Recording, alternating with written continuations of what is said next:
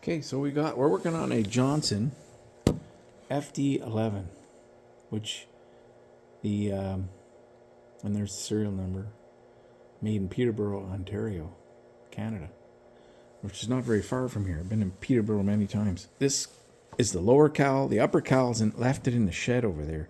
The colors on the upper cowl are the 58 model. I believe this is a 57, unless at the very end of the year, maybe the end of the 57, they started putting the new colors. But everything shows me that this has got a different color scheme. It's not important, but I bought this from a guy for $50 the other day. It's missing some parts, which is kind of unfortunate. I think the parts were probably left in a bin somewhere. In guy's estate sale, probably. I'm guessing. I don't know who Colin. I bought it from this guy, Colin. He bought it from. I don't know where he got it. I got to ask him more about it.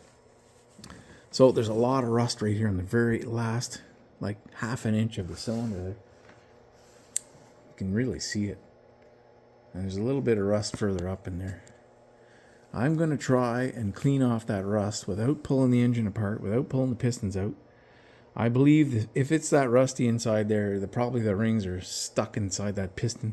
But if I can get it running, there's a good chance the rings will free up. And what I'm going to do, actually, before I put it back together, I'll put this piston here, was way down at the bottom. So it's got the holes for the two-stroke, the inlet and the exhaust holes. One side's inlet, the other side's exhaust. So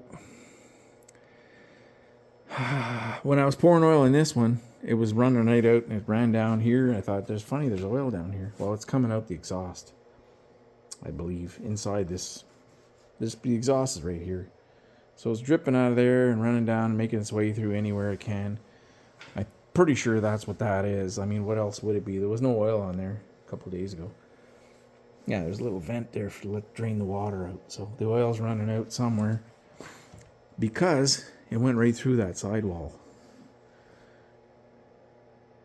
What I'm going to do is position both pistons so they're up above those holes right about there. I'm going to fill this thing here and leave it overnight with some tranny fluid and some acetone, which is supposed to free things up. So both pistons will be getting soaked with that stuff. Or what I could do is do each one. If I bring this up any higher, it's going to jam in that rust again. So the guy I bought it from told me it was seized. I knew that. It was in the ad. I think there's a good chance. There's no paint. See, what I looked for was paint peeling off anywhere on this motor, on the block. There's no paint. All the original 1957 paint is still on there. So there's no like hot spots that were created. The head, same thing. Paint is all intact. There's some stuff rubbed off, but I don't believe anything like overheated and peeled off. So I don't think there's any damage to the engine overheating. Sometimes these things are run in the impeller pump, which is down here, breaks up and doesn't work anymore, and then the engine overheats. Well, it makes sense. If there's no water coming out your exhaust, that's what's happening. So we're going to clean up that rust. We're going to put this old gasket back in after we try and rejuvenate those rings. And then we're going to hook up the gas tank I have. I got to go buy some spark plugs today. Didn't come with any spark plugs. I don't see any helicoils. That's the other thing you want to look for, is a helicoil in there. I don't see any. Actually, I spoke too soon. That looks like a helicoil. Yeah, I think that's a helicoil. Hard to say. Might not be. They both look the same. And from the outside here, this does not look like a helicoil on this one.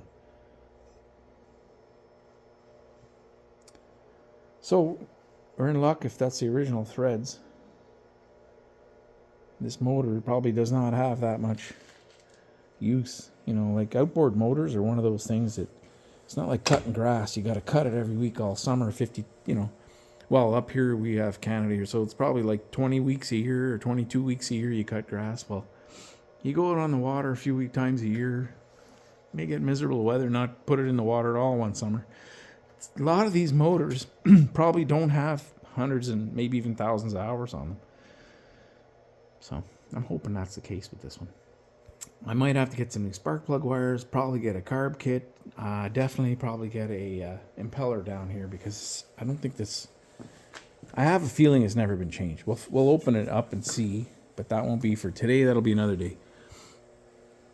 I'm missing parts, but I have enough stuff here to get it to try running it.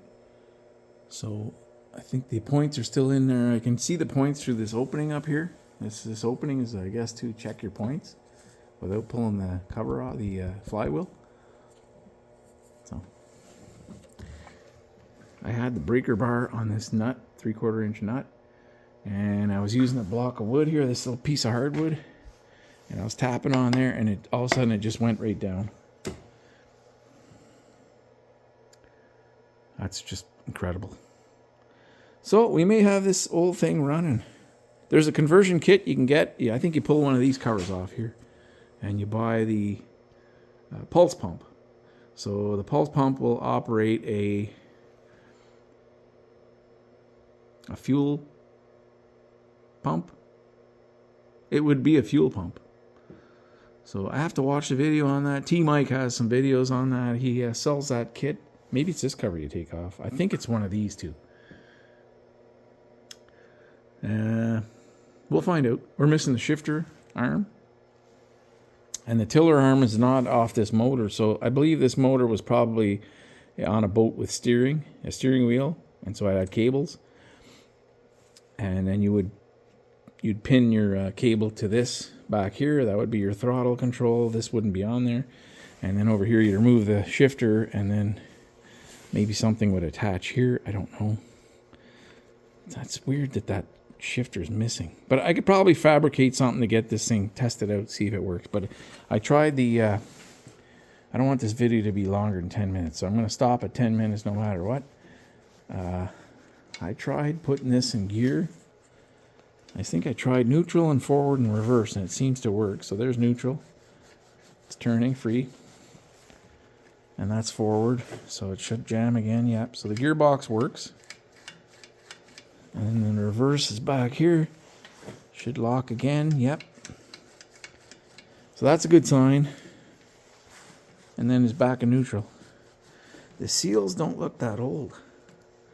So you got a seal kit for this gearbox down here. The gear oil's in here.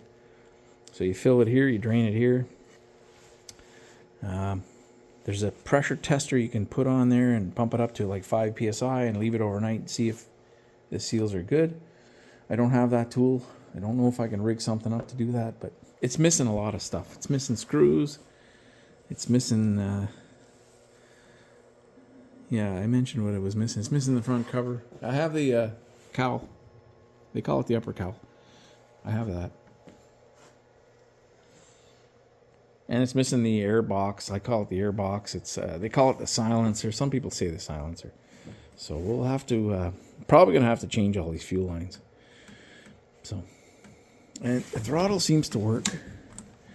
I don't know why that coils move with this thing. I don't understand that. I've never owned a motor where the coils move back and forth so much. Or maybe it's not just the coil. Maybe it's just the plate below the coils. Maybe the coils are staying still. I don't know. I don't understand how that works. I got to read up on this. But everything seems to be there that I need to get this to test it and see if it'll run. We'll pick up two spark plugs today, and I'm going to drop it in a tank of water. Well, let's just see if we can get it to fire off, bark off a few times. Get some. I'm going to put some fuel through the spark plug holes when we get this head back on. And we'll test the spark plugs, grounded to the block, see if there's spark first of all, that sort of thing. But follow along if you like it. My plan is to restore this thing back to, well, make it look nice, paint it all up, and I was saying there's a conversion kit. It's to convert it from a 2-hose to a single hose. So I don't know if I'll do that. If I can get it to work with this, I got a gas tank the other day. If the tank's good and it works, and if this works, we're going to run with that. Okay, thanks for watching.